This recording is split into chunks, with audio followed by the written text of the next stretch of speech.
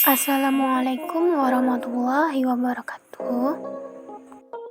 Perkenalkan, nama saya Indah Molisa, NIM 18006-154 dari jurusan Bimbingan dan Konseling Universitas Negeri Padang. Baiklah, kali ini saya akan membahas pengolahan hasil sosiometri dan sosiogram. Video ini saya buat untuk memenuhi tugas praktik mata kuliah Manajemen Pelayanan Bimbingan dan Konseling. Dosen pengampunya ialah Ibu Dr. Nurfahana, MPD Kons. Sebelum saya menampilkan hasil pengolahan sosiometri dan sosiogram, ada baiknya kita mengetahui terlebih dahulu apa itu sosiometri dan sosiogram. Menurut Winkel dan Hastuti tahun 2004, sosiometri merupakan suatu metode pengumpulan data tentang jaringan hubungan sosial di dalam suatu kelompok, baik itu kelompok kecil atau kelompok besar.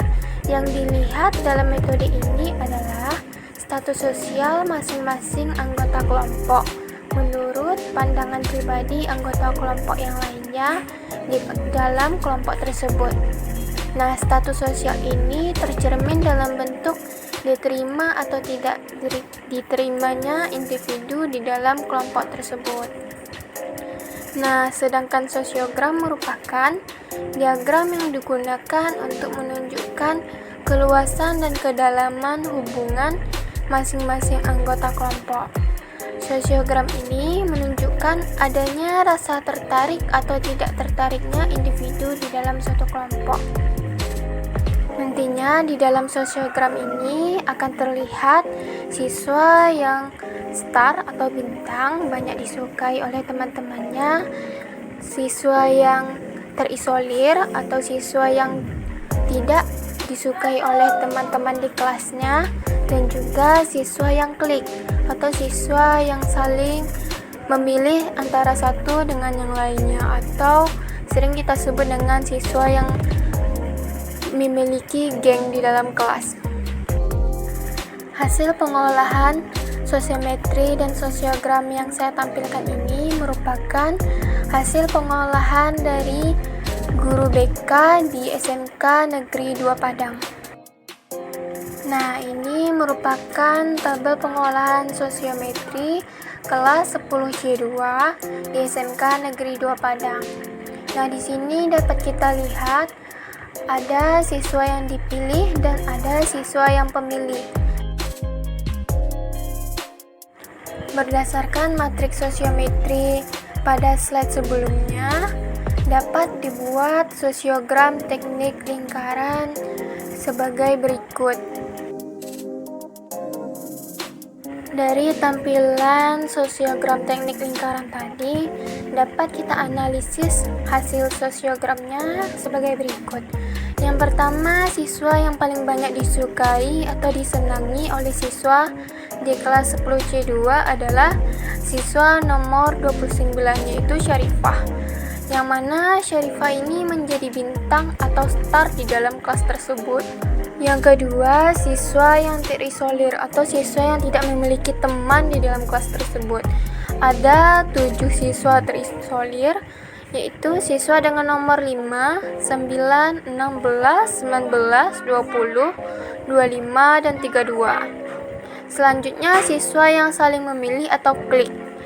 Ada 2 kelompok siswa yang klik, yaitu siswa nomor 8, 30, 14, dan siswa nomor 3, 22, dan 23. Siswa yang saling memilih ini atau yang klik ini biasanya dia membuat geng di dalam kelas tersebut. Dari hasil sosiogram itu dapat kita lihat bahwa ada beberapa siswa yang membutuhkan layanan bimbingan dan konseling.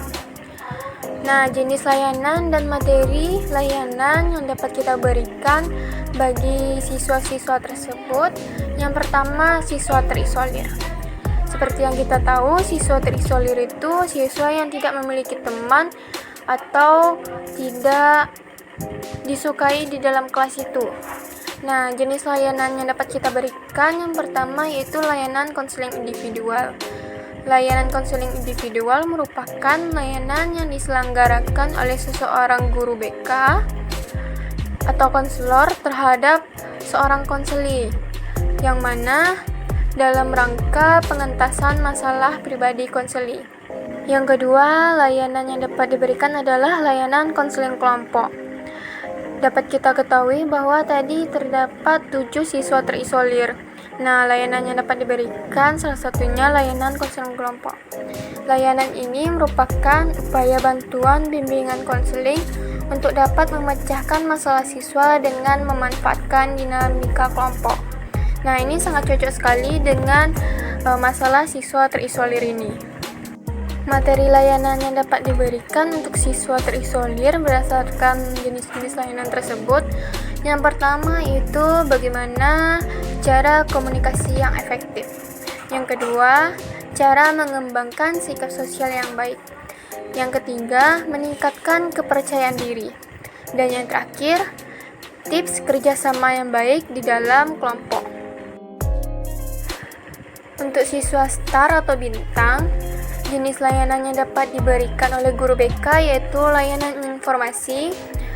Layanan informasi merupakan layanan yang berupaya memenuhi kekurangan individu akan informasi atau hal-hal yang belum mereka ketahui. Nah, materi layanan yang dapat diberikan adalah yang pertama, mengembangkan perilaku sosial yang baik. Yang kedua, norma dalam berkomunikasi. Yang terakhir yaitu untuk siswa klik atau siswa yang saling memilih antara yang satu dengan yang lainnya. Nah, jenis layanan yang dapat diberikan ada 2, yaitu layanan konseling kelompok. Layanan konseling kelompok merupakan upaya bantuan bimbingan konseling untuk dapat memecahkan masalah individu melalui dinamika kelompok. Yang kedua, layanan bimbingan kelompok. Layanan bimbingan kelompok merupakan layanan yang diberikan dalam suasana kelompok, sehingga dengan dilaksanakannya layanan ini, siswa dapat memperoleh pengalaman, pengetahuan, dan informasi yang berkaitan dengan perilaku sosial siswa di sekolah. Nah, materi yang dapat diberikan adalah yang pertama, cara kerjasama yang baik di dalam kelompok, dan yang kedua, tips memperluas pergaulan. Itu saja penyampaian hasil pengolahan sosiometri dan sosiogram serta layanan dan materi layanan yang diberikan. Mohon maaf jika ada kesalahan. Assalamualaikum warahmatullahi wabarakatuh.